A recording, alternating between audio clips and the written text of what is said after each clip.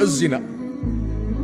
والنبي عليه الصلاة والسلام في كثير من الأحاديث اعتبره من الموبقات ومن الكبائر، لأنه هتك للأعراض، إفساد للعلائق، وهو جور على النسل، وربما هي جريمة في حق الولد الذي ينتج غير عارف بأبيه ولا معترف به من أهليه، وهذه مشكلة.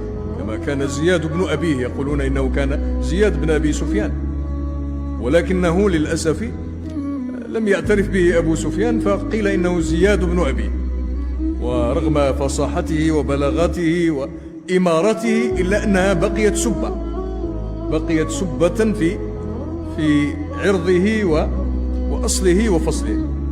فأصبح سيدنا الشافعي يقول بأنه يجب على الإنسان أن لا يعتدي حتى يصون أهله وعرضه وزوجه وأولاده، يجب عليه أن لا يعتدي. قال: عفوا تعف نساؤكم في المحرم وتجنبوا ما لا يليق بمسلم، إن الزنا دين إذا أقرضته كان الوفى من أهل بيتك فاعلمي، من يزني في بيت ب2000 درهم في بيته يزنى بغير الدرهم، يا هاتكا ستر الرجال وقاطعا سبل المودة عشت غير مكرم، لو كنت حرا من سلالة طاهر ما كنت هتاكا لحرمة مسلم.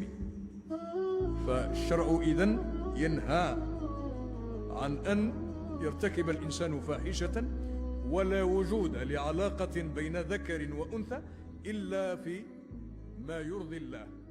كما